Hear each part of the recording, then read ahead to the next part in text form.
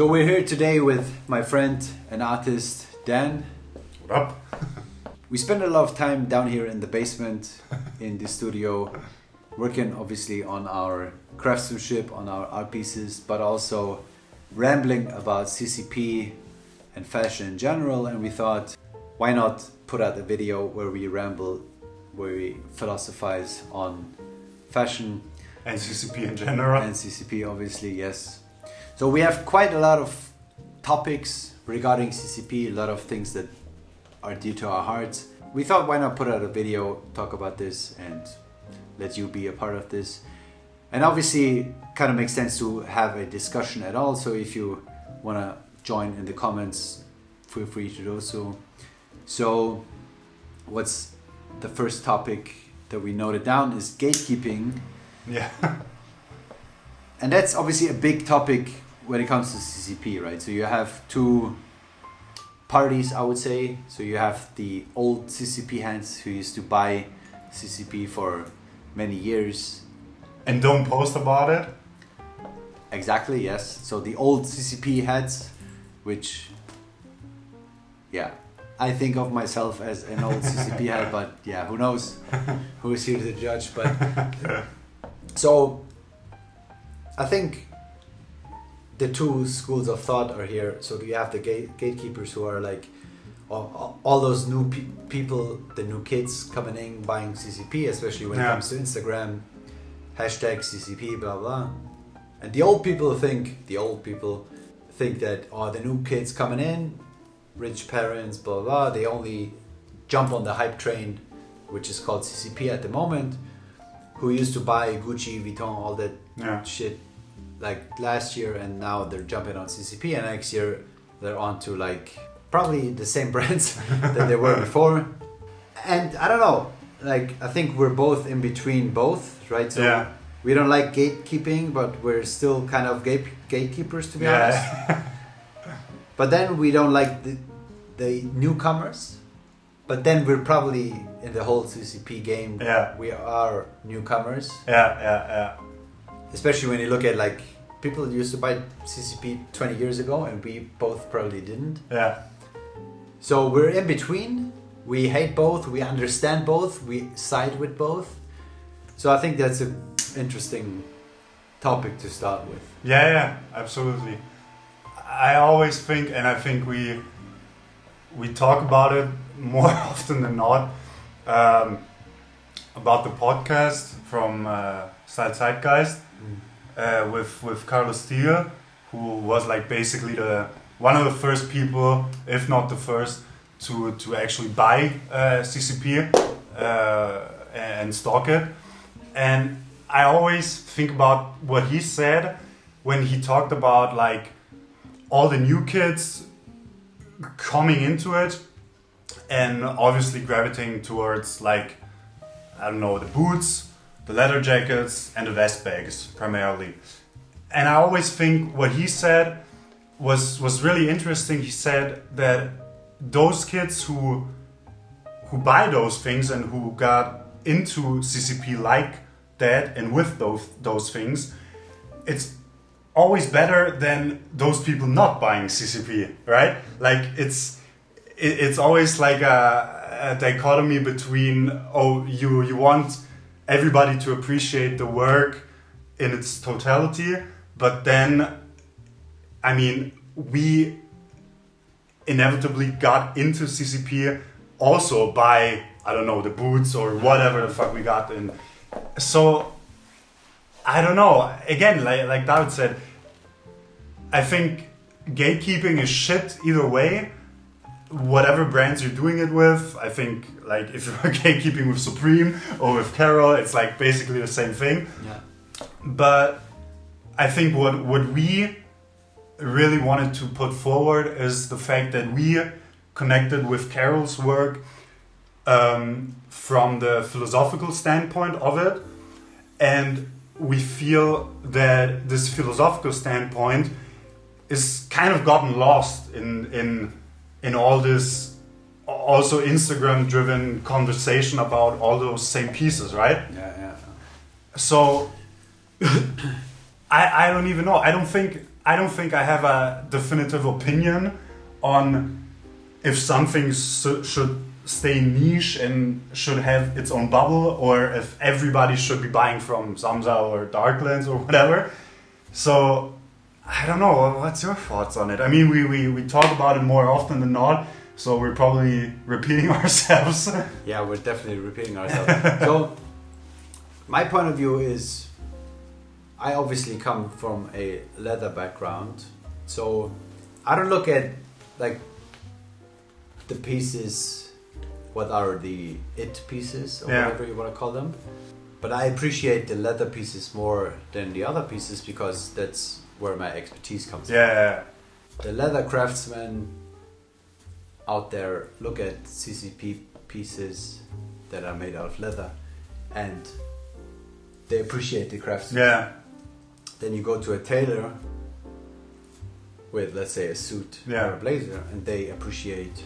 Yeah, they're like, what the fuck is this? Like, and I think, to me, yes, the Westpac is an it piece. Yeah. If you want to call it that, but it's still such a masterpiece that I don't care who wears it out there. It's such an incredible piece, and it's amazing to me. So I want to have it. Exactly. And it's the best piece. And I think it's important to think about whatever style you have and whatever background you're coming into it with. I think it's important to think about, like we always talk about, what exactly interests you about Carol's work and what pieces do you gravitate towards. And I think either way, whatever background you're coming with it, you connect with, let's say, a boot for whatever reason, and it's probably the same reason for an old CCP head. So I think the definitive answer, let's call it, to gatekeeping is that I think you should be coming into it with the mindset of, okay, I like piece so and so, maybe it is the vest bag, maybe it is a suit, maybe whatever. And I think that then you can go forward with it and say, okay, I'm gonna buy it either way. I don't care what connotation it has, whoever is gonna wear it, because I feel comfortable wearing it. And if that's the case, go for it. Like, spend $3,000 on a suit. I don't care. But I think or more exactly.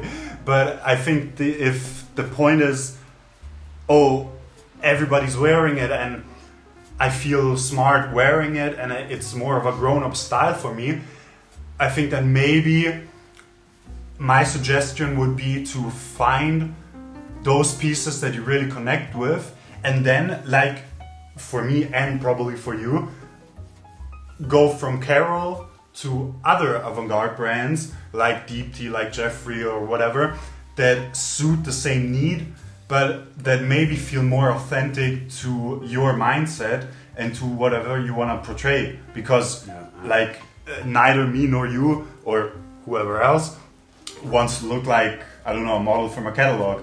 So I think it's very important to keep the philosophical aspect in mind, because Carol's work is very philosophically driven. Then go into it saying, oh, maybe I like a button-up shirt that nobody is wearing, but that connects with me, and you can also go for that piece instead of maybe going for the piece that everybody is wearing, when that really fucks you up, you know what I mean? Like, you don't want to look like everybody else. I agree, but I also think if you love the piece that everybody else is wearing, you should still wear it. Absolutely. And that's something that we've spent quite a lot of time discussing on, that maybe you don't want to buy that piece that every 18-year-old person buys who has rich parents. Yeah. And it's an it piece. Yeah. These days, at least. So you tend to gravitate towards other pieces more because you don't want to look like those kids basically wearing the stuff. Exactly. But I still think if you prefer that piece, you should wear it, you should buy it, and you should love it, because it's also about the relationship that you have with that piece, right? It's not only Exactly. posting something on Instagram, hashtag Karen Christian, blah, blah, blah. But it's like, it's the relationship that you have with that piece. Exactly. It doesn't matter if everybody else has it or nobody has it. Exactly. And I think that's a good point for the second topic, which is somewhat the performative aspect of the pieces, of Carol's pieces in this case, and the relationship to the viewer and to whoever is wearing it. Because I always think whenever I'm wearing a Carol piece, whether it is the boots today or whatever else, I'm always reminded of that certain piece. Yeah. And I always, like you said previously, I always somewhat feel like I'm playing the part in like a performance piece. Because when I'm wearing a suit that has like very tight shoulders and like shoulder pads and everything, I'm like super stiff the whole day. And if I have to do something or grab something from up there, I'm like, oh shit, I can reach it. But that's exactly the point or the paradoxical point of Carol's work. Because in my opinion, clothing in general should be comfortable, should be applicable to your everyday life. Whereas Carol's pieces, maybe except the footwear, really isn't.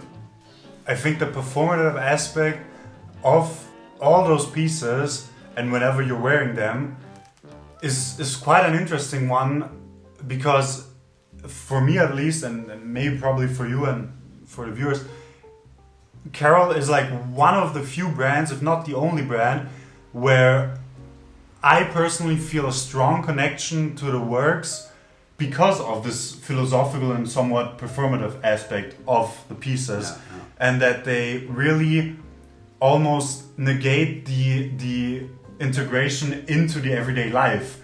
Because a blazer, at the point when you throw on a coat over the blazer, you're like, oh fuck, the coat doesn't fit anymore like I want it to.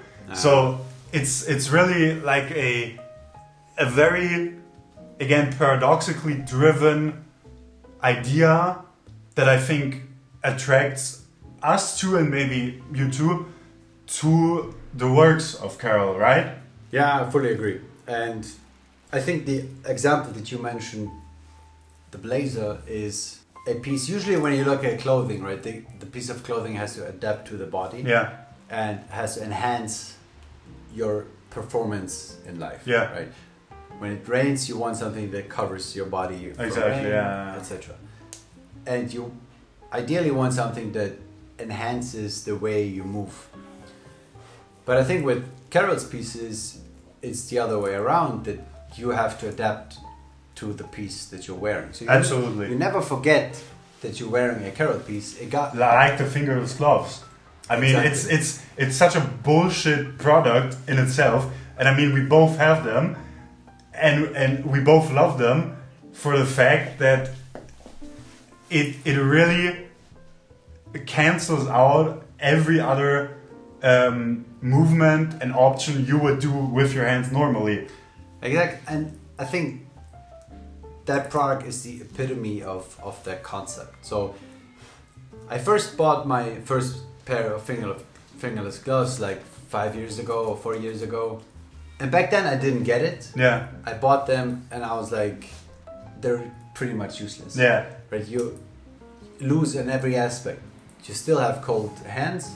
You can't do anything. Yeah. That's why I sold them. And it took me actually a couple of years to understand and to really learn to appreciate the product and the concept. Yeah. And that is to me the embodiment of that philosophy, I guess. Yeah.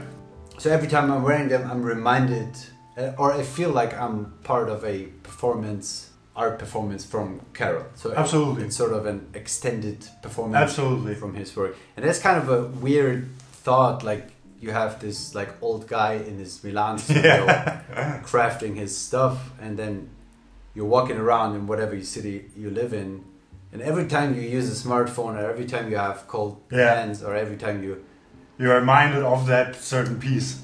Exactly, and his philosophy, and it feels like I don't know if it's true, but it feels like everybody's staring at me every time I wear them, and I do something, let's say in the public transportation or whatever, and it feels like I'm part of a art performance that goes globally, basically. Yeah.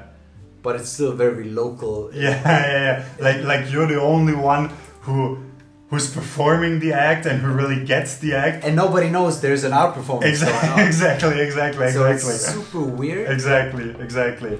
And I think it's also interesting to think about when you're going from like wearing like Levi's and whatever jacket you're having to the experience you have wearing maybe a full pursuit or like just a jacket. It's completely different, and you're not able, or Carol makes it not able to forget about that certain piece you're wearing, and that's so interesting to me, whatever that piece may be, because let's be honest, almost every Carol piece, maybe except the boots again or the footwear, is absolutely, I would say, useless in everyday's life, because it really, again, doesn't enhance your performance like clothing ideally should. Yeah. So it's super weird. Especially in a context of men's fashion. Yeah. I think when you look at women's fashion with the high heels and all that.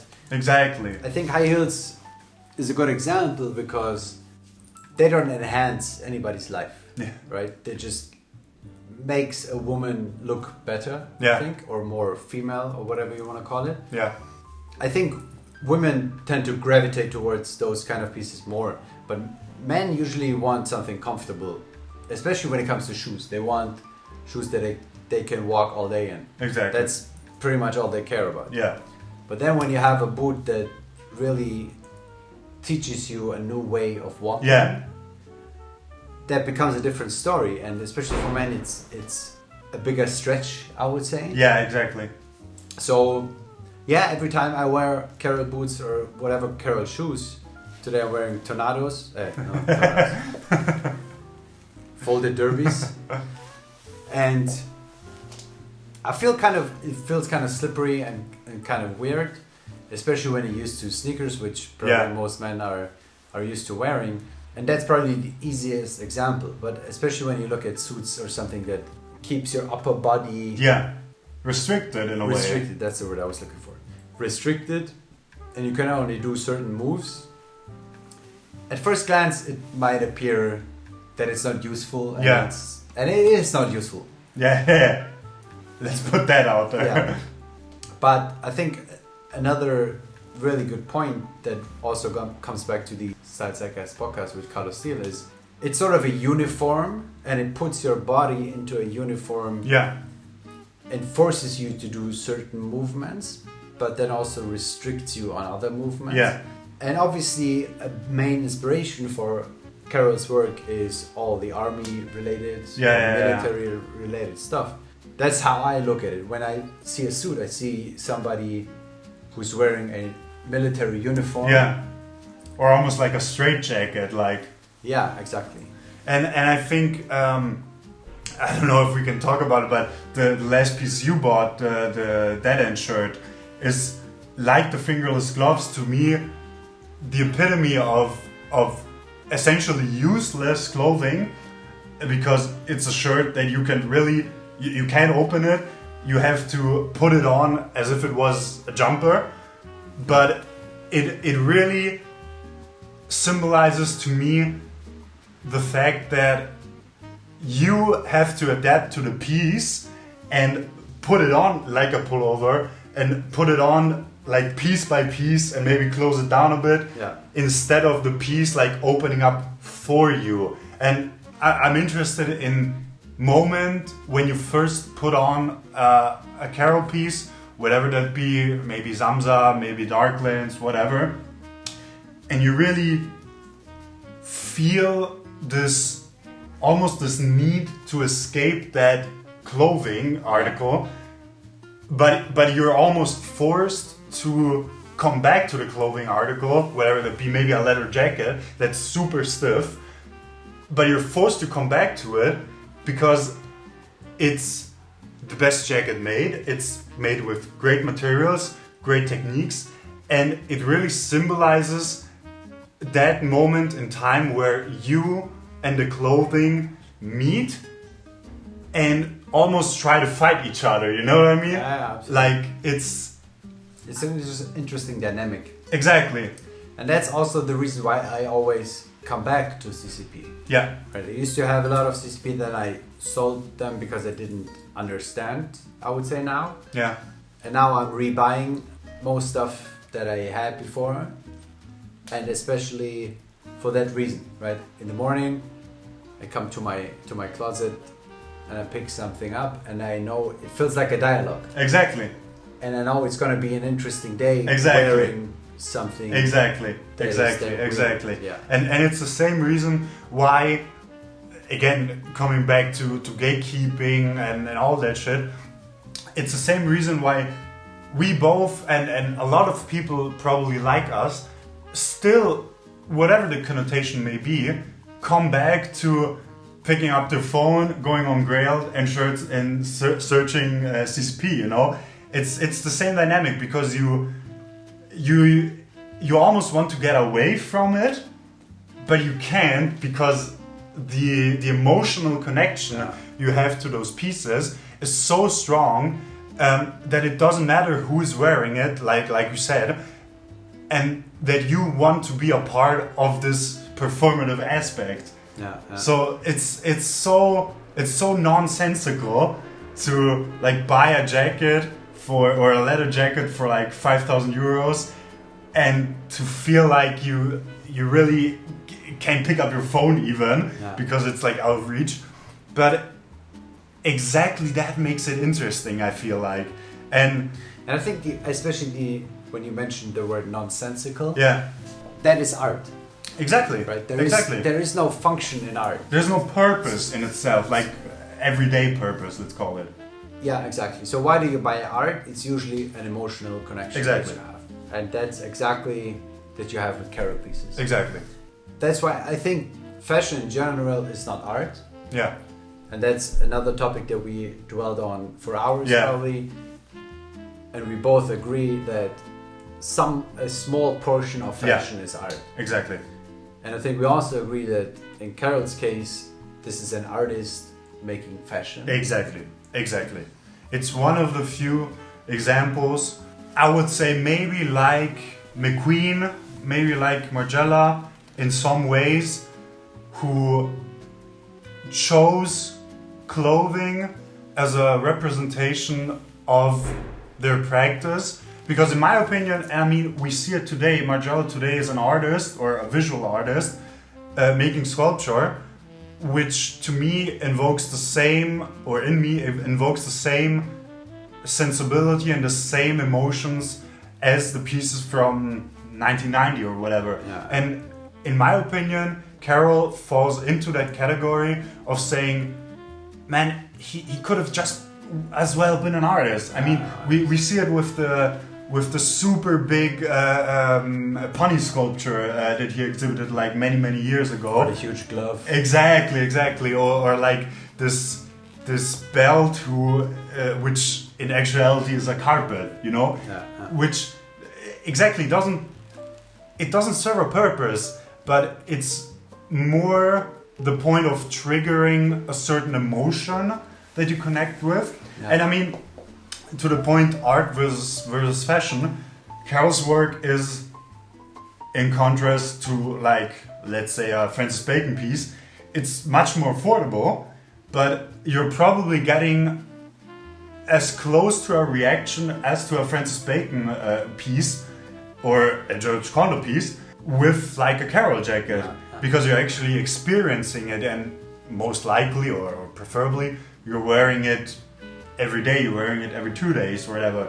And so the art world, and especially like many artists like Bacon, like Schiele, I see those influences in Carol's work. Wouldn't you agree? Like it's a direct correlation between the drawings of Schiele with those like extended joints and Maybe everything. Before we come to Chile, Yeah, I think when we think of Carol as an artist, there's one like super important distinction I think to be made. yeah, Since he's still a fashion designer, he has certain boundaries. exactly. Especially comparing him to artists like Exactly. Kondo, etc. And so he's much more restricted, and I think the art form is even, it's more difficult to produce art in such a small framework. Exactly, and in such an industrialized world Exactly. in that sense. And when you look at like his pieces, industrial world, that's an important point, I think, because it's still industrialized, produced. Yeah. If that makes sense. But then also he's showing, let's say we use a dead end piece, Yeah, as an example. He still has his boundaries to Yeah. do let's say the dead end suit, right? He still has to make a proper suit. So you can't just produce a suit with, I don't know, one arm or exactly. 3 arms. Yeah, Or something that just has the art aspect. It Yeah. still has to be functional. yeah, So he's more limited, and coming back to the craftsmanship, he still has to do a proper suit. Yeah. Right? Especially when it comes to the blazer, like you look at the construction of the shoulders and all that stuff, and it still has to be on point, and it is on point. exactly. But then he still manages like those fine lines. It's not like a suit that is out of this world. Yeah, So when you see somebody wearing a CCP suit 100 meters away, you think it's a normal suit. Yeah. It just fits well. exactly. But then the closer you get, you realize details. Oh wow, this is just one piece of fabric. Exactly. Wow, those seams are decorative. Or, They're not with actually the loose. Pentazir sweater, like it's all knitted in one piece. Exactly, It, yeah. it really is an experience on the body. I mean, when the first time I tried on the Pentazir sweater, I originally wanted to buy something else from Samsa, and I had that piece on for like 2-3 hours, and to me that was the definitive moment to say no. I gravitated way more to that piece Yeah. than to another, because like you said, it's still done in specific parameters in the fashion world. Yeah. I mean, otherwise he again would probably do sculpture or painting or whatever else. But he still manages to wow the viewer or the wearer in that sense. Something that really grabs your attention. It's maybe one small detail, like those L-shaped belts or the U-shaped belts. They really don't serve a purpose. And I think some of the pieces, like, they're more out there. I think the Exactly. the L belt or the drips, etc., they're more out there. Exactly. But then when you look at like the more traditional stuff, that's something that's like really interesting to me, because as I said before, it really appears like when you talk to a normal Yeah. person, like they probably wouldn't even realize you're wearing something special. Exactly. It just looks like a suit that fits you well. But then when you look closer, you understand, wow, there's something else going on. And I think the boundaries are super, super tight, because the stuff has to fit your body. Exactly. And when you're an artist, you have all the flexibility that you want, right? You can do whatever you want. You can make a 3D sculpture. You can make it as broad, as high as you Yeah. want. But that's not the case with clothing, right? It still has to fit your body to some extent. Yeah. So there's this fine line that he manages, and I think that that's a combination of art and craftsmanship. Yeah. And that combination is incredibly hard to manage. Absolutely. And I can't think of anybody else who manages that. Absolutely. So Absolutely. either you have the craftsmanship and you focus on that and you can see that in the work, or you focus more on artistic expressions, Exactly. Yeah. but then it's not that bearable. Exactly. And he- Exactly. With most of his pieces, he manages to find the fine line. Yeah. But then you obviously have other pieces, and that's a good segue probably to those topics when it comes to like drip sneakers or Yeah. the fingerless gloves Yeah. that we just talked about, where you basically have to adapt your existence Yeah. to those pieces. Absolutely. So Absolutely. when you have a drip sneaker new, you walk like a weirdo. You can't tell me that you walk like a normal person with brand new drip sneakers. Yeah. Exactly. I had them. Like I had a brand new pair. I had several pairs. Most of them were worn in, and then it's kind of okay. Yeah. But when you have a brand new pair, at least I was scared to break my ankle, and it's looked super weird. But it's part of that experience and our performance that we talk. Absolutely.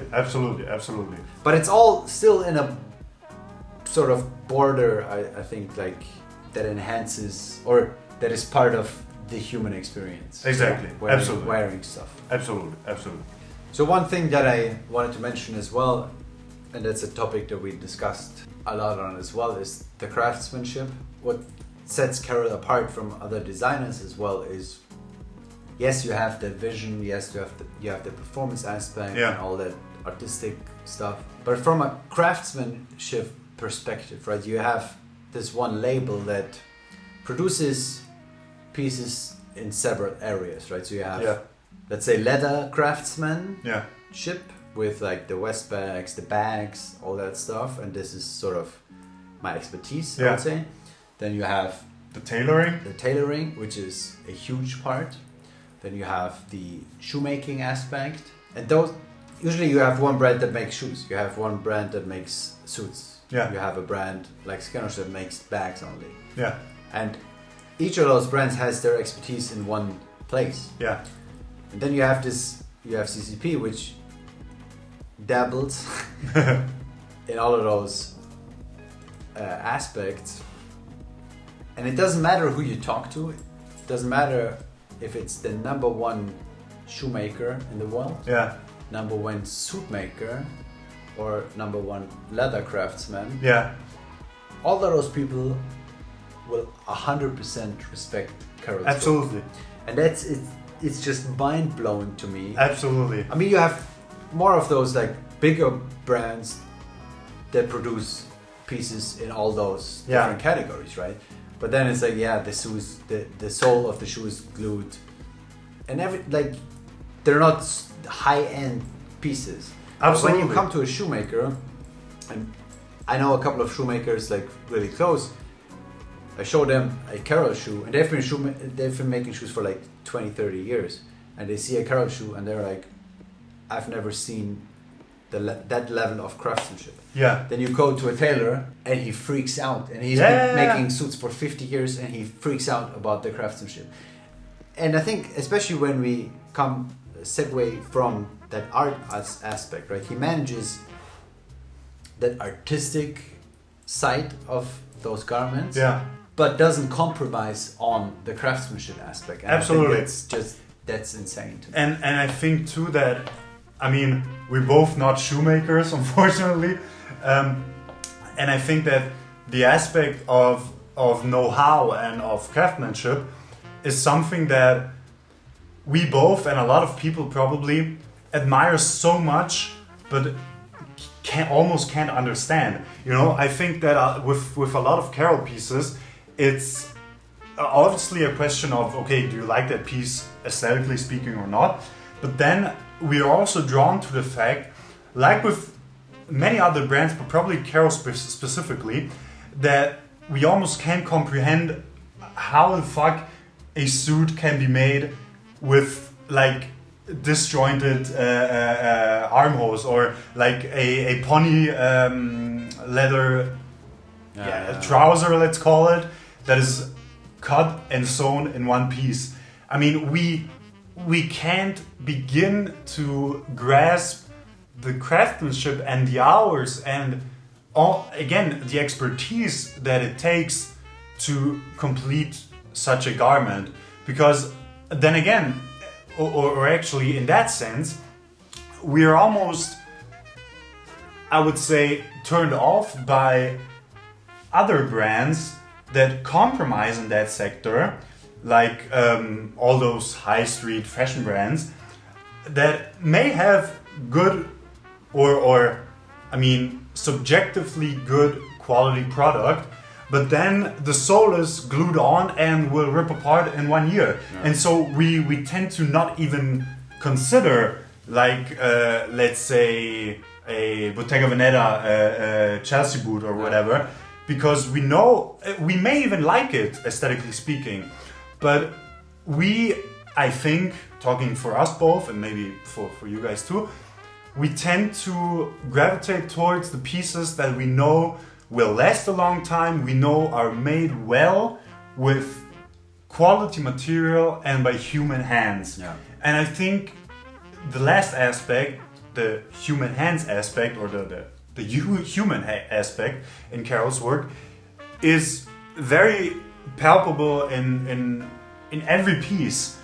Each piece, I mean, the dead end shirt, they don't produce it anymore because they can't find anybody with such small hands that they can get through the fabric and sew it back on in the correct manner that's appropriate for the standards of Carol. So that is mind-blowing that something or a product like the dead end shirt that, I mean, goes for whatever amount today is very loved by the community, I would say, but Carol chooses not to produce it anymore. Yeah. So he almost, again, negating the body in itself, negates his own work and saying, it doesn't make sense producing it anymore because it's too fucking hard. And I think those products are the products that really, really get our attention. Or like the Pentazir sweater, that at one time it was so difficult to produce because the machine used for the Pentazir sweater breaks almost every time when they try to knit a sweater. And by the way, I didn't know that. So when I bought my Pentazir, it had like a stripe there. Yeah. And I didn't know what the stripe was from. And then I found out that every time the machine breaks or the thread rips, that they have to start again, basically. And that's why the stripe comes from. Exactly. But then also on a like simpler example. So I remember the first tornadoes that I bought. I went to the cobbler because they didn't have a Vibram sewed on. So I went to the cobbler to put a sewed on. And the cobbler said to me, I've never seen a zip in that shape because it's an S shape basically. And it really hurts the zip. Like it usually breaks when you have a zipper isn't meant to do that. Exactly. But I've never seen a zip that broke actually on a tornado. So I think like probably if you put it like on a millimeter or 2 millimeters more apart, it would probably break. Yeah. So it's really like again pushing the boundaries where it's still possible and it's still non-conventional. Exactly. Non-conventional is a good word that I wanna speak more about. But it still works, but it's pushing the boundaries. Exactly. And I think if, like you said, I think if there's one word to describe Carol's work is unconventional, because it implies the fact that it's still somewhat in the norm of, or in the parameters of a shirt, a blazer, a boot, but he every time finds some way to almost twist those parameters to his own liking. But in a subtle way. And in a subtle way. And that's, I think, where the true artist, or not artist, but sophisticated artist comes. Because it's easy to push boundaries, but that's why I mentioned the shirt with 3 sleeves. Exactly. You're pushing the boundaries, but it's not useless. Exactly. Absolutely. And that's honestly the fine line that I've never seen before. Not in any brand, that the boundaries are pushed, but it's in a way that you still have craftsmanship that is better than everybody else. Absolutely, yeah. And it still fits the parameters, but it still pushes the boundaries as far as they can be pushed within those parameters. Exactly. And that's just... That's mind-boggling. And I think, like, I also wanted to speak about how do you feel, if you can't even put it into words, when you're wearing certain Carol pieces. Like, I mean, we're both wearing boots today, casually, maybe because we planned this video, we don't know, but we both wear those pieces on a daily basis. And how do you feel going into your everyday life wearing certain Carol pieces? Can you even describe it? Can you even put it into words? I would say if I had to put it in one word, I would say badass. Is probably the... Yeah. It sounds superficial, but to me, like when I go to my closet in the morning, I don't choose the clothing based on how I feel. Yeah. I choose the clothing based on how I want to feel. Exactly. And so let's say I'm having a bad day.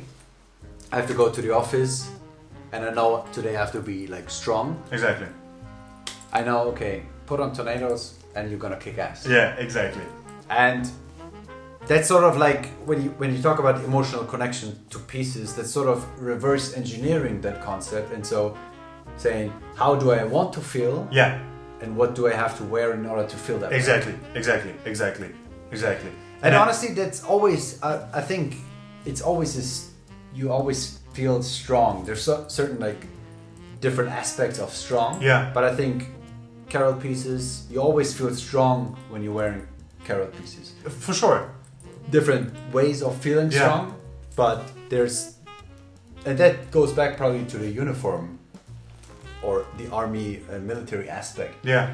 But you have to have, when you're wearing a carol suit, you have a certain posture, Yeah. because you can't slouch, right? You Yeah. have Exactly. You have to have a proper posture, and Exactly. that makes you feel. It makes you very aware of what it is you're wearing and what the effect of you wearing that piece has on somebody else, maybe even subconsciously. Yeah. Because in that sense, whenever I'm wearing carol piece, maybe except the boots, because I see the boots more of an extension of that world that you integrate into your everyday life, but you really almost don't think about it because the boots are made to last fucking ages. Yeah. You could throw a boot against the wall and the wall would break. Like it's something completely different. But with the clothing, it's really a question of, okay, I'm looking down, I'm wearing so and so piece, and I feel it on my body, and I almost admire it every time as if it was the first time I would be wearing it. And every time I'm stunned. Well, in the first case, to be able to actually get and afford such pieces, but at the same time, I'm stunned by the fact that me, in my position, I would say, I can do it. I couldn't craft a blazer like that.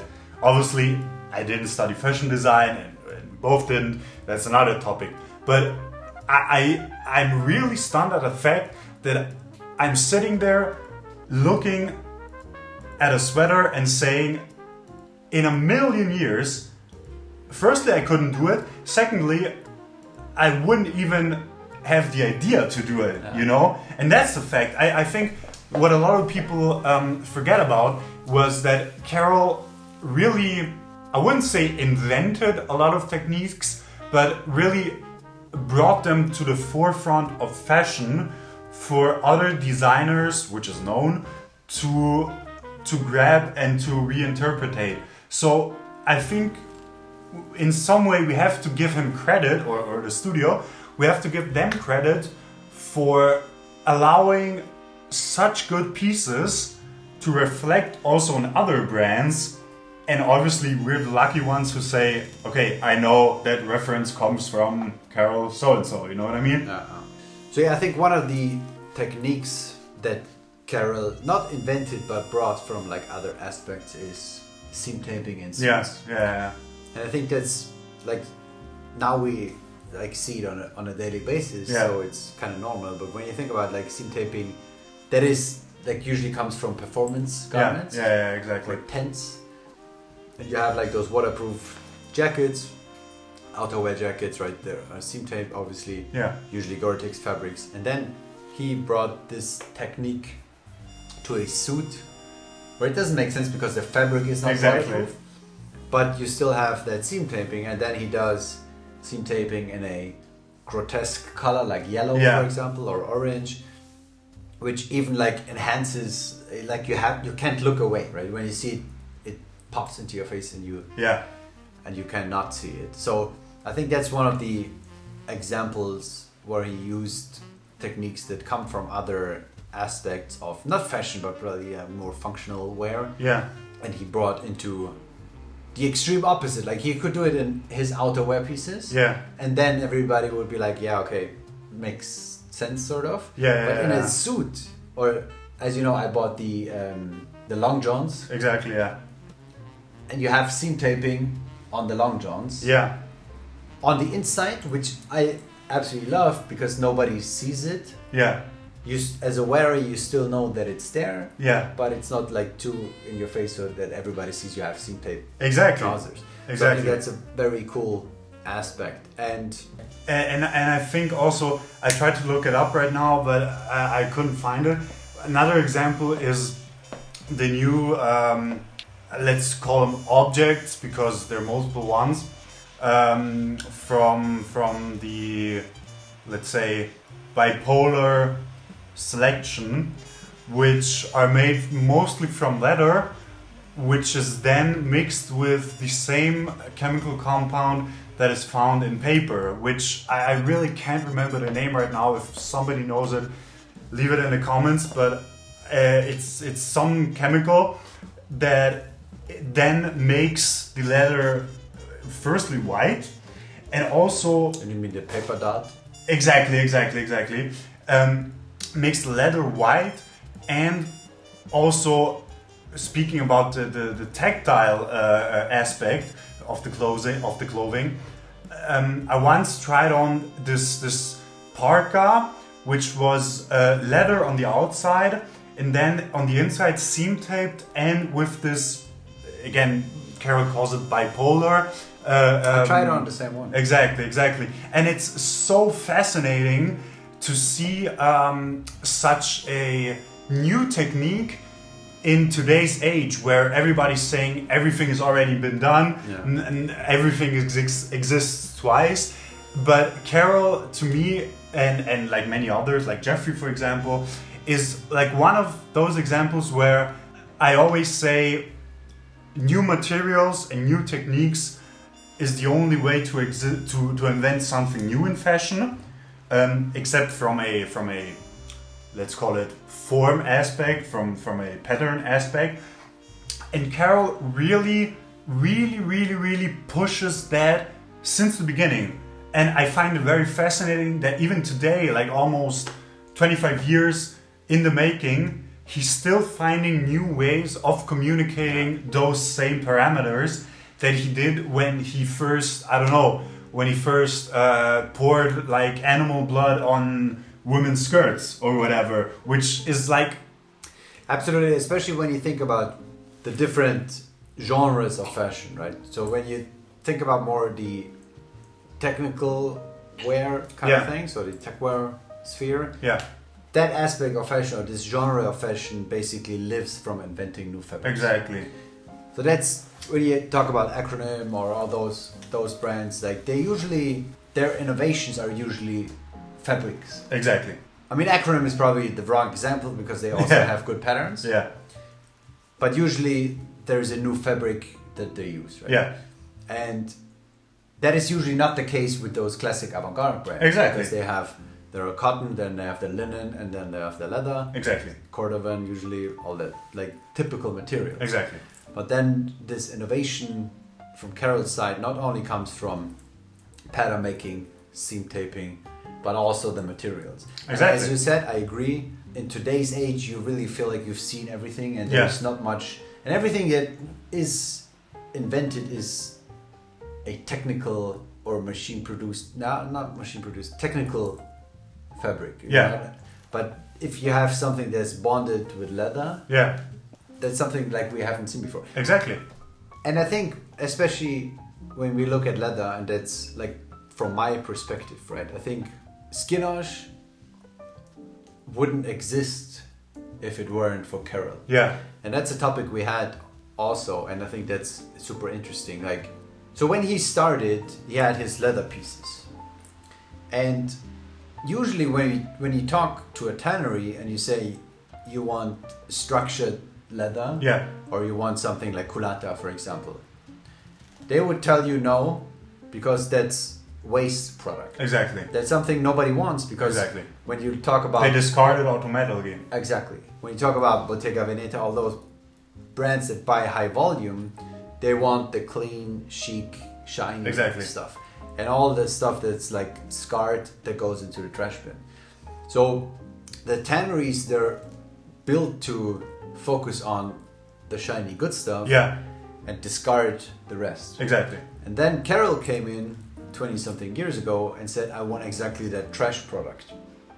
And I want to build boots. I want to build all that stuff. Yeah, So for that, he built a market, not only for his products, but Yeah. also my products, for example. yeah, All the other leather craftsmen that use those Yeah. those kinds of leathers. And I, for example, wouldn't be able to buy those products Yeah. from tanneries if it weren't for Carol. Exactly. Because tanneries then realized, wow, there's a market for Yeah. the waste product, Yeah. even though it's not less in quality, Yeah. but it's something that like traditional leather people wouldn't want. exactly. And so I think that also speaks to his power, even though he's hyper niche and he only has the cult following, Yeah. which kind of grew now into more mainstream, but it's still niche. Exactly, yeah. But I think like that's like insanely powerful when you think about like he's enabling other brands to exist. because Absolutely. he had the Vision, The basically. vision, yes, exactly. And I think one topic that isn't really brought up that much, I feel like, why Carol? Why what made him, even like 25 years or some, so special that he was able to continue to do his shenanigans in that way he has been doing? Because when we look at unconventional design, yeah, As Carlos Steele put it in a podcast, he shuts the fuck up. That was my favorite sentence. man. yeah, absolutely. Shuts the fuck up. Absolutely. And I think that's a great point, because when we talk about like, or when we think about unconventional design, we obviously think about Comme des Garçons, we obviously think of Yohji Yamamoto, and all those kinds of guys and girls. And Carol came in at a very weird time and presented his first collection with just a few pieces that then some Chinese company or guys brought up, and then he was able to basically produce everything else. And so I think the reason why Carol has been so predominantly on our minds, but also on everybody's mind, is because, as fashion journalist Susie Menkes put it, he's the insider tip of fashion guys. He's the designer's designer. Exactly. I mean, that says it all. Exactly. He's the designer's designer. Exactly. That's crazy. Yeah. Exactly. And honestly, when you think about, like, he's an old guy now, man. He's almost 60. Yeah, almost 60. Yeah. And one thing that always pops into my mind is, and that's also a discussion that we have. Yeah. What will our kids or our grandchildren think about the times that we live in? And I think, honestly, in 100 years, people will say, man, imagine living in 2021 and you could still buy Carol pieces when he was alive. Or Exactly. when he still produced. Exactly. Who knows what is going on? So usually the retirement age in Germany is 65. Yeah. So Austria is probably the same. Exactly. So let's say he will have, I don't know, another 5 years, another 10 years. He might have already retired. who knows? Yeah. And who knows if they will keep on producing his stuff.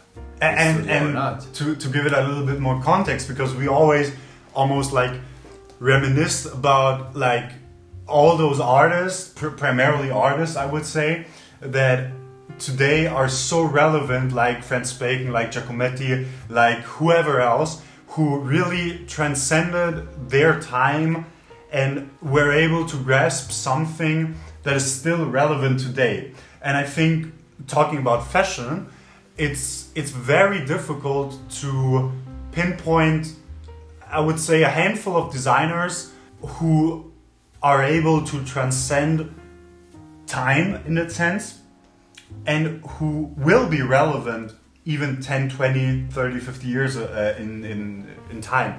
And I think Carol, also talking about his presentations, like I said, presentations in that sense, I mean his fashion shows, I think he really exceeded in finding something that isn't bound to time, isn't bound to any season, for that matter, which is intrinsically Carol's idea. Dude, it's not even season, it's like... It's a lifetime. The last time he produced something new was like... 2010. Yeah. Exactly.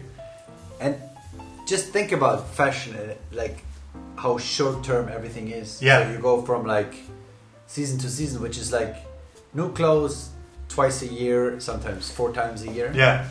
And that cycle, and people get bored in between. Exactly. You know? So you buy a new coat, and then 3 months you're like, oh, that coat is old. And Yeah. And then you have some, I can't think of anybody who the last collection was 11 years ago. Exactly. And who's still relevant today. I mean, more than relevant. More than relevant, exactly, yeah. exactly. And you have lots of other brands like they're existing based on Carol. Yeah. So it's way more than being relevant. It's the influence on other brands it's insane. Absolutely, absolutely. And I think also either way his influence is so palpable today that you can't really neglect all those years before and all those presentations like mainstream, downstream and whatever else.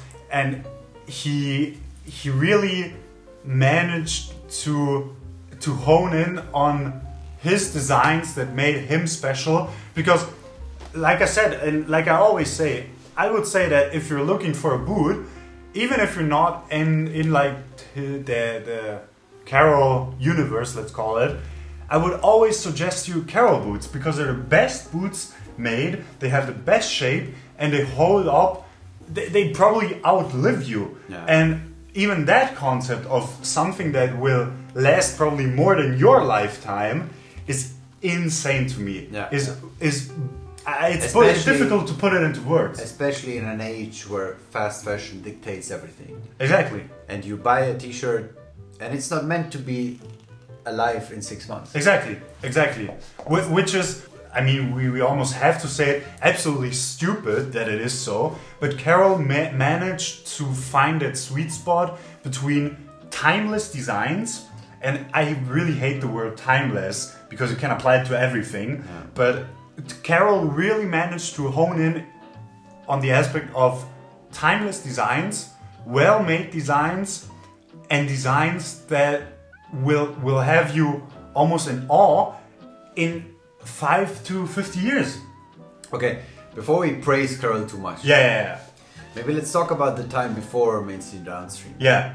When I stumble upon like old Carol pieces, Yeah. like 1996 or I don't know. Yeah. To me, and that maybe might be the case that I'm not too deep or not deep enough. Yeah. I would say I'm relatively deep into Carol. That's what she said, but not, or he said.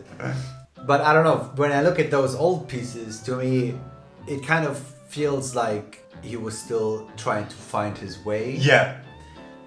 And even sometimes that he was trying to be different.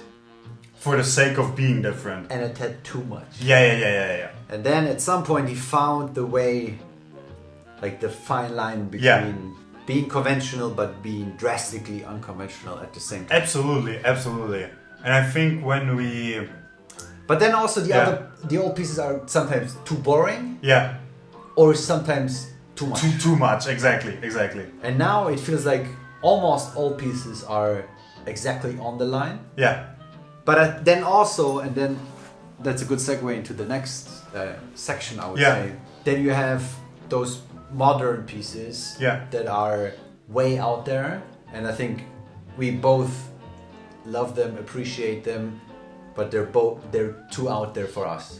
Yeah, for sure. So I especially think about the drip stuff in the green colorway, or the new Usol drips, for example. That's a good segue, I think, into Kafka, into Yes. Into Chile. Chile, thanks. So I just recently read the Metamorphosis from Kafka, because I've just honestly recently found out that the whole Zamza store concept is based on the book. Yeah. And I thought, I just recently visited Samsa for the first time, so kind of makes sense to Exactly. to Yeah, really- yeah, sure. And then it immediately like so many Yeah, yeah, light yeah. bulbs popped up, Yeah. and not only like the store concept, Yeah. but also the visual design is just Yeah, yeah, yeah. like Absolutely. when you look at the pieces, and we'll probably put Exactly. something on the B-roll here, but when you read the book and you have the person who's transforming into an animal, Yeah. what's that animal called? Yeah, he's transforming into like a bug, basically. A bug, yeah, sort of like a bug. I don't know, when you look at the green drips, for example, Yeah. or the brown, honestly, man, that's exactly how I pictured, like when I read the For book, sure. that's exactly how I pictured it. And now I look at the pieces in a different light, and Absolutely. I actually could see myself like wearing it. And transforming. Exactly. Exactly. And I it's think so and that's again, that's a different aspect, I think, of his concept, like how deep it goes, and he hasn't said a word. Like it's not like exactly he said, he shuts the fuck up. yeah, exactly. Exactly. That should be the title of the video. Carol And- Christopher, he shuts the fuck up. And- No, but honestly, that's he hasn't said it. But then I've been buying his stuff for 5-6 years. Yeah. And now I'm like getting deeper down Yeah. the rabbit hole, and It's more of a downward spiral than a rabbit hole. it's absolutely it's really deep down there. But then something that I didn't like before, now I look at it at a different light, and Absolutely. I think, okay, wow, now it's interesting. It's still grotesque, obviously, but that's all what we're here for, man. Absolutely, and I think the reference to Kafka and to all his works, I mean, Samsa G is basically like the protagonist of Metamorphosis, Gregor Samsa, basically reversed. I think, and I honestly thought last night about this, that maybe beyond the word unconventional for Carol, a better word is almost Kafkaesque. Yeah. Because, I mean, talking about like literature and talking about existentialist literature like Sartre and Kafka and etc. Kafkaesque, or the denomination Kafkaesque, is brought up quite often, and I think it is very applicable to Carol's work, because Kafkaesque is something that is nonsensical but makes sense in it being nonsensical. and Carol's work is exactly that. Absolutely. I mean, when you see the spiral trousers in leather, it's absolutely unwearable. I mean, I tried on the 4-pocket pony trousers, and I really thought I don't know if I was gonna shit myself or if my body was going to explode, because they were so tight I couldn't bend my knees, anything. And it's exactly the same with the spiral cut trousers, exactly the same with the dead end shirts and all the dead end items, that it's so nonsensical, but it makes sense in it being nonsensical, that it pushes the boundaries of what makes sense. I mean, I don't know if we're having like a philosophy lecture right now, but we might as well go there. Philosophy 101. Exactly. No, Exactly. absolutely. I fully agree. And it's also, it makes sense in this fictional world. You know? Exactly. And it also brings you away from reality. If That's a good point. If your Yeah. reality is boring, which it probably is, and you're reading a Kafka book, Yeah. you're deep diving into this world, and Yeah. you feel like you're part of this world, and you feel every aspect of it. Exactly. Yeah. And I think like when you put on clothes that make you feel the same way, it's even more, it's even stronger, because it's not only your mind that is into that philosophy, Yeah. but it's also your body in there, so you feel it Exactly. stronger. It's the best way I can describe it. It's a whole body experience. Yeah.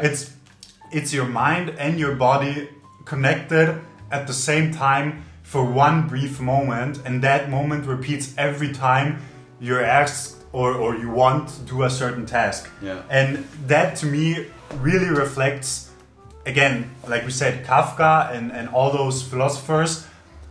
but also I don't know if it's too far-fetched, but I also sometimes like that Carol doesn't take himself too seriously. Like with the piggy bank, the best friend. It's such a fucking incredibly out there idea, and it's almost humorous in that sense.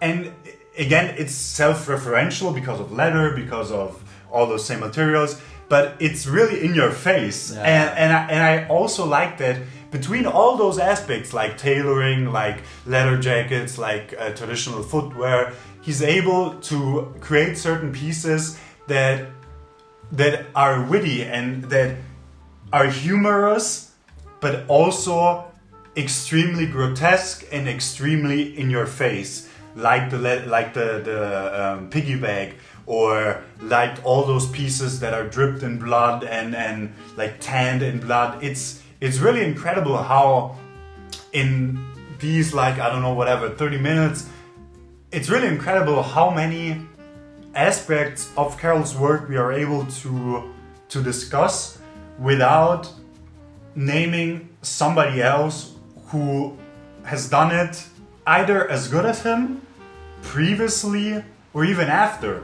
Yeah, and that's probably, hopefully, the last reference to the podcast. And I think I'll link the podcast down below if you haven't listened to it. Yeah. I've probably listened to it 4 times because I think it's, or even more, because I think it's important, and I think especially Carlos Steele's, because his opinion is, I think it's important to the topic, because he has been on Carol since not day 1 but day 2, so Exactly. definitely before us, Exactly. and probably before you as well.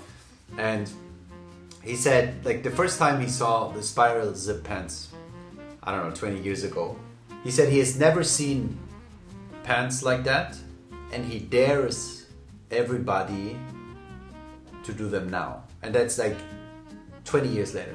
So imagine, it doesn't matter what niche you're in, if you're doing fashion, if you're doing technology, whatever you're doing, if you do something, usually somebody else can copy it, especially 20 years later. But then someone saying, I've seen a pair of pants 20 years ago and I dare you to do them, that's just mind-boggling to me. Absolutely. And that speaks to the craftsmanship, and I can't really like put it in words even. Exactly. Like, And I think I may have a better example for it. I once tried on a pair of pants that, I mean, normal pants, let's say you have some Levi's jeans, are meant to move with you. The back panel of the pants really follows your way of moving and isn't really structured, because it's, again, I mean, to put it bluntly, not meant to do that. And I once tried on a pair of Carol pants that where the back panel moved with me. And so it almost, in that sense, made sense to my body for the first time in a Carol piece, but at the same time followed its own rules. And I think that's an interesting topic. I think every Carol piece follows its own fucking rules. Whether it be the gloves, whether it be the jacket, it really isn't about, oh, I want to wear it like this, whatever. No. You're wearing it as Carol put it, and you're wearing it like he wants it. You know, and even fucking like 20 whatever years later. It's crazy. Absolutely. You know what I sometimes think? Like, imagine he just does whatever he feels like doing, and everybody is like trying to interpret his philosophy. Yeah. And we're making this like huge video talking about all the like design philosophies and Yeah, stuff. yeah. And he just never thought about it. Exactly. He just did it. Exactly. And I mean, he thought about it, but he didn't think about the consequences. I mean, we have like 1 million books here that like talk about Carol in some way or form, but he never really intended to. I mean, he probably had a deep philosophy and all this stuff. Yeah. But I sometimes think, like, imagine if he just did it and Exactly. didn't really think about anything. Exactly. And everybody, Which like, he probably did at the very first, like, maybe 2-3 years, whatever. Yeah, probably. We don't know. Yeah. I don't know. But it's a fun thought, I think, like, it's the same with art pieces, you know? Like, sometimes you see somebody just like slaps a piece of, I don't know, whatever, on a piece of canvas. Yeah. And everybody's like, yeah, he probably felt this. Yeah. You don't even know, like maybe it's intuitive. Yeah. It's probably an extension of experiences that then leads to the work of art. And I mean, Carol's work again. I think he thought this through. Yeah. Like, there's no doubt. I just think it's a fun thought to. Absolutely. Because we always trying to intellectualize everything. Yeah. And like, maybe he's like this fucking genius, blah. Yeah. But maybe he just didn't care. Maybe he didn't care. Yeah. Maybe he was like, I'm a skilled pattern maker, I'm a skilled tailor. I'm just doing what I'm doing. Exactly. Yeah. And I think Carol is like really one of the few, and I would exclude, like previously said, McQueen and Margiela. Carol is one of the few people where every clothing article can be really treated as an art piece. I mean, when I grab my Carol blazer and I don't know, I chug it onto like my couch or whatever, it doesn't just like flap on itself like every other coat. It just stands there. It has a life. It has a life. It like if as if it was going to tell me something, as if it was saying, "Come on, wear me again," you know, and. That is mind-boggling to me. Even again, it's like having a pet at home. You have like a character. Exactly. And I think that philosophy is quite interesting. Maybe a topic we haven't talked about is his presentation and his shows. I mean, his shows. I always saw his presentations more of like a performance piece more than an actual fashion show, which, I mean, clearly there isn't any trace of a fashion show there. I don't think we have to talk about that. But I remember distinctly when I first saw, I think it's... Just to interject. Yeah. I think also the reason why we haven't seen a fashion show is because it was fortunately never necessary. You know, good point. Why do brands have fashion shows is because they want to present their clothes. Good point. And they want to give context to the clothes. Exactly. And Carol doesn't really want to present his clothes. He wants to present the philosophy behind those clothes, I feel like. Yeah, and I think that the clothes are strong enough in itself. Exactly. That they speak for themselves. Exactly. And when you're doing a printed t-shirt, you need to do a show to give context to the $500 printed t-shirt. Exactly. Because it's gonna be hard to sell that. Exactly. But if you have such a strong concept and strong clothes, you don't need all that jazz around, I think. For sure. And he has like strong pictures, even though like they're like the older ones are like pretty low quality. Yeah, like we have many books here that we may roll as B-rolls. Yeah. But I think it's fun like to see almost somebody who not wants to be in the highlight but wants to hide. Yeah. He wants you to not see his stuff. Yeah. Somehow. Yeah. And that also obviously brought him into the highlight, right? So people are attracted to him because he doesn't want to be known. Absolutely. And that's also a concept. We mentioned Margiela a lot. He shuts the fuck up. Absolutely. Right? And I think Margiela and Carol are probably, the only ones that I can think of now. Yeah. Who fall in that category, basically. Yeah, for sure.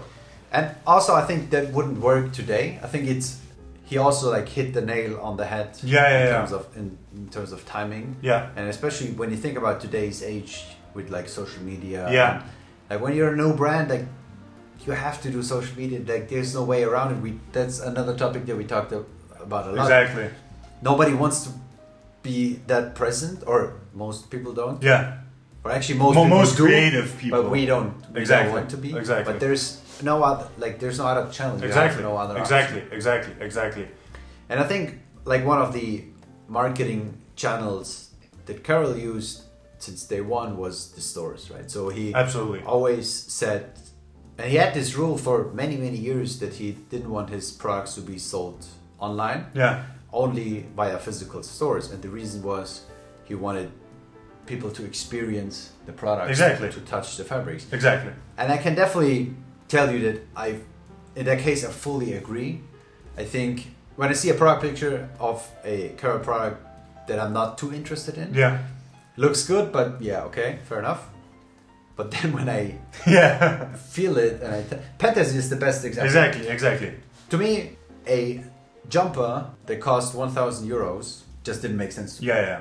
I have no problem investing lots of money in like a Westbank or something, or Tornadoes, where I know the leather and all that stuff. Exactly.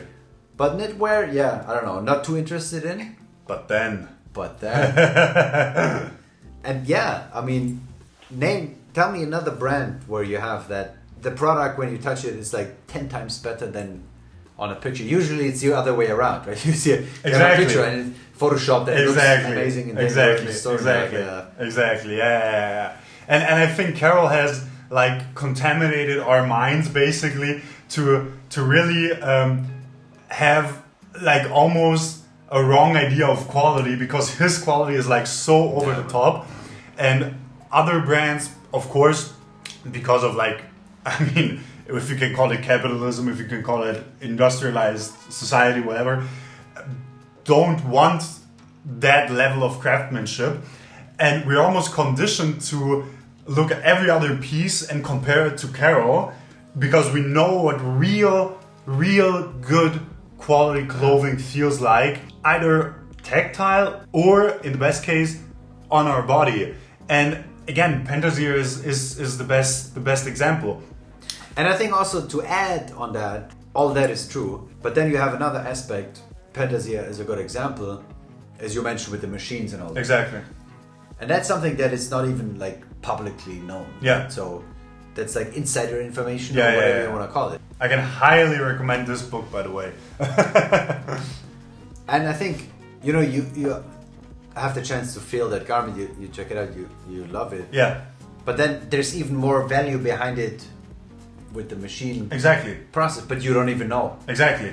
And usually other brands, if they would produce with such a machine, that's the first thing you would know. Exactly. Because they would put marketing campaigns, listen, we invest this. Exactly. And that's like with every piece, you have the dead end fabric, for example. Like there's so many things that we don't even know, even if you are like very, very familiar with that garment, you still don't know everything that goes into it. There's so much behind the scenes that adds so much value. Absolutely. That is not communicated. Absolutely. When you begin to look at fashion with this Carol lens, basically, fashion gets quite boring, because you almost already know what you want. And again, like you said, in terms of materials, in terms of techniques and whatever else, I find it very, very interesting that despite the popularity of those garments, he still, again, shuts the fuck up. He really, and I think that's what we admire the most, lets the clothes talk for themselves. Yeah. He doesn't talk, even in interviews. He's very, very precise and a man of few words. And I think it's interesting because in our society today, we tend to fetishize this idea of fashion designer. Like whoever is at Gucci, whoever is at Dior, oh my god, he's I wouldn't, not to say he's the best, but he's the guy with whom you associate whatever garment. And with Carol, it's always been him. But in a weird way, it's never been about him. It's always been about the clothes. The clothes transcend him. He automatically makes the decision to don't put himself in the forefront and to then fetishize the illusion almost of the fashion designer, like Margiela, like we said. And that is so interesting. And like we said, I don't know if that would work today. Probably not. Carol maybe grasped the right moment in time and like right place, right time, and really just made good garments. I think when we compare Margiela with Carol, which is I think probably the best comparison if you want to make a comparison. An interesting topic as well is how translatable the pieces are to the mainstream. Yeah. Right. So the difference, I think, with Margiela is Margiela made a huge step towards mainstream. Exactly. Yeah. And Carol somehow always remained a niche brand. Yeah, for sure. And I think that's super interesting because, I mean, of course, it's an extreme aesthetic. Yeah. So that's reason number one. Reason number two is extreme prices. Yeah. And I mean, the prices are not done for fun. Obviously, it costs quite a lot Yeah. with the craftsmanship, etc. So I honestly think it's fairly priced, most of the of the stuff, actually. Especially when you look at margins for like stores and stuff. Exactly, yeah. But it's still fascinating to me when you talk about the designer's designer, etc. That even though he always had like this cult following, which was very small and it has grown exponentially over the last months and years. Yeah. But it's still super niche. Absolutely. And I always wondered like why that is. Well, I think because he, like many others, like Altieri and all those guys, he really consciously made the decision to not advertise, to not enhance in social media, probably because he already had enough buyers, so it wouldn't matter. And so he almost never needed those parameters that a lot of other brands do to communicate their vision, let's call it. Whereas Carol really doesn't need it. Do you think Margiela communicated his vision? That's a good question. I think being in Paris and all that, this bigger maison, I think that kind of put him more on the map, maybe? I think Margiela made a very clever decision to do advertisements, but that were very, integrally speaking, very real to their own identity as a brand. Whereas Carol really barely made any advertisements. I mean, we may roll B-roll for some small advertisements, but really never made any. And Margiela, I think, saw advertisement as another extension of his own art practice, let's call it, and invested also a lot of time into that area where, I mean, all those advertisements with, I don't know, like the Rubik's Cube as an invitation for the shows with Margiela. It was clever. I mean, it's still advertisement, but it was super clever and very fitting to the brand. Whereas Carol probably had the clientele to be able to never actually need to do expensive advertisements. I mean, need is always a difficult word, I think, because like when you look at fashion houses, even though they have a big customer or large customer base, they always have the need because they always want to grow. Sure. And again, this is hopefully the last reference to the podcast. I remember like when Carlos Steele, who owned Atelier New York, right, bought his first season CCP, he went to the showroom and he bought, I don't know, X amount of pieces, and then the showroom head from CCP cut his order not in half, but like by a third. Drastically, And he said, no, buy less. And imagine a brand today telling a store, no, buy less. Like that doesn't happen. They say buy more. Absolutely. And I think that also speaks to like their integrity, I think. But it's still, I don't have an answer for that. I think it's an interesting topic. But I think also when it comes to Margiela and Carol, Margiela is probably the only person or brand I can think of where you see Carol pieces that are where Margiela did them first. And usually always Carol is first, I think. But there are definitely some pieces where Margiela was first. So there is definitely an influence there, absolutely. Which is like, it feels good to feel that because it feels like Carol is like the first person born on the planet and he has invented everything. Absolutely. But that's obviously not the case. Absolutely. And I would say also in a small margin, probably Helmut Lang, who really, I think, really made a conscious decision to push tailoring to a world where tailoring wasn't really in the mainstream. And obviously a Helmut blazer versus a Carol blazer are two completely different things. I mean, I have both and they're completely different. But I think he definitely set the blueprint for fashion to be able to live from a simple garment such as a blazer, because I mean Carol doesn't do just crazy blazers, she does also very traditional ones. And I think without Helmut and without Margiela, I don't think that would exist. But I mean that's the case for most things. I mean I don't think you can find any brand today where Helmut or Margiela aren't an influence. Yeah, I agree.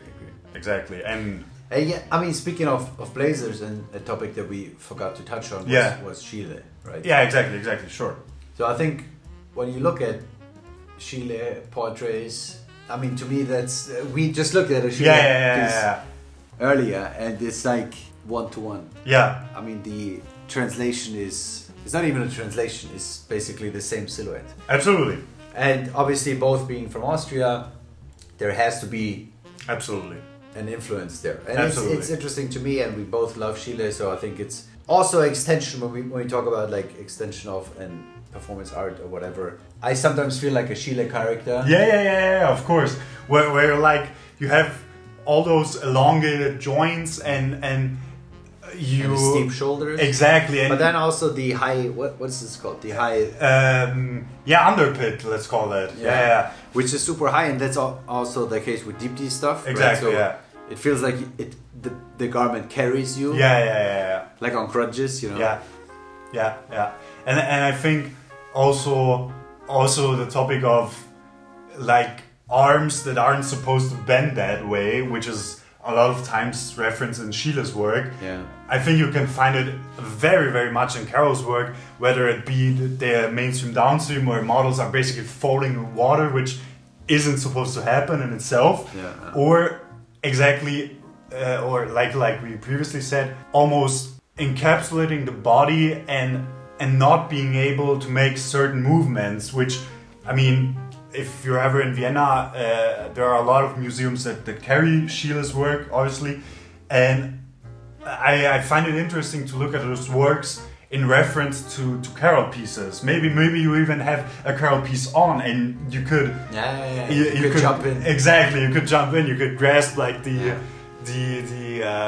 identity of those works, and it's a very interesting discussion. Again, like also with Bacon, I almost always feel like when I'm wearing a Carol piece, like I'm somewhat of a Bacon character in his paintings that is like slowly disintegrating and is becoming one with the garment. And maybe even on that stretch like Giacometti, maybe... Oh man, I was going to say that, but I thought it might be a bit of a stretch. Yeah. But maybe because we love him so much. Yeah, but also literal stretch, because I think like his sculptures are so elevated. Exactly. And that's always how I feel like when I'm wearing a Carol blazer or a jacket. I feel like elongated. And those sculptures feel, like Giacometti sculptures, feel very stiff. They feel very stiff, but at the same time they are very aware of themselves and are very conscious of their own existence as such a stiff sculpture. I mean, the marching man or the walking man, I don't remember exactly what it's called, but the one very famous Giacometti sculpture, it's almost like if that moment were frozen in time, and I almost feel exactly that when I'm wearing some Carol piece and I do some kind of movement that isn't supposed to happen, and I'm like, okay, I gotta stop, you know? But also when you look at the Giacometti sculptures, they're also, the posture I would say is also for sure. So quite confident, forward leaning, and then like stiff shoulders. Yeah. So I definitely see the similarity there. Absolutely. Might not be an influence, but I think no. It's still worth noting. Absolutely. And even talking about Giacometti and Carol with Giacometti's works on canvas, where most of the times the person portrayed is almost disintegrating into like some gray-black mass. Like you aren't really able to distinguish between what is the background and what is the face of whoever he's portraying.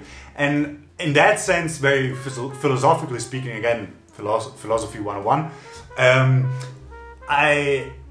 I tend to think about Carroll's works as an extension of a reality that is sometimes disintegrating, but you're still able to exist in those parameters because you're wearing certain piece. Like it's almost as if like that dark mass is grabbing you, but you're like refusing because you are basically conditioned to stand super stiff, and you're like, no, I'm super confident in this, and it's the right way, and I know what I'm doing, basically.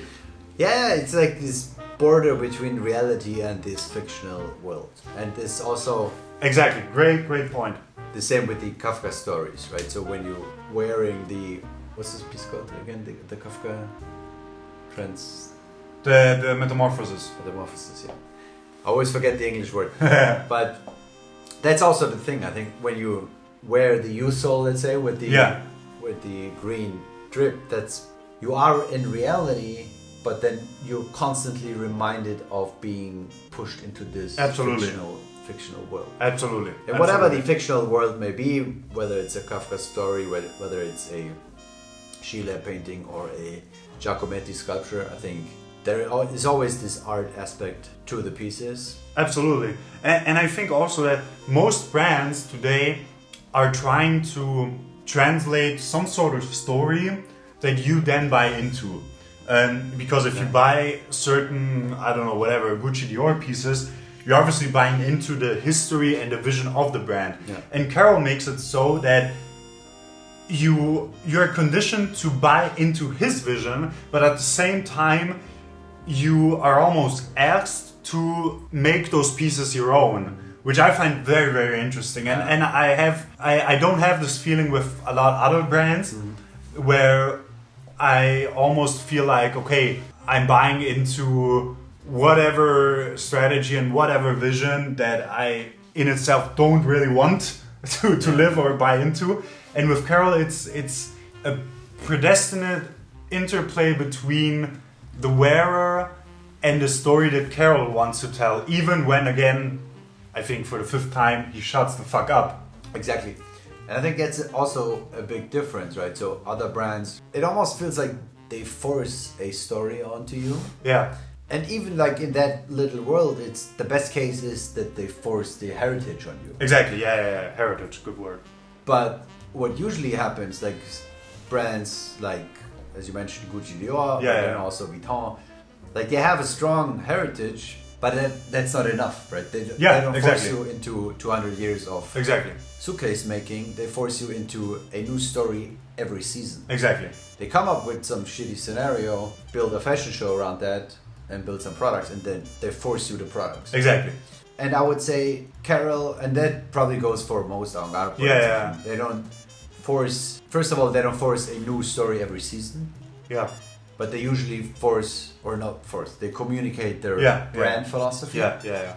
And their heritage, which is usually not as long as a Vuitton heritage. Yeah. But in Carroll's case, it does, to me at least, it doesn't feel like he forces it onto you, because you really have to investigate in order to fully understand. We don't even fully understand. Like then we look at Schiele, we read Kafka, and then we understand more. Exactly. So the wearer basically, or the consumer, has to intellectualize and go deeper into other topics to try to understand it. Exactly.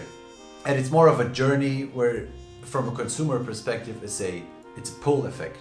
And it's not a push effect like the other brands have. They push and force a story onto you. Yeah. But it's more, you can find out more if you want to. Yeah. But then, as you mentioned, there's the wearer perspective as well, like the personal connection to the piece. Exactly.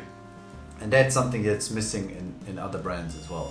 So it's more like 3-dimensional. Yeah.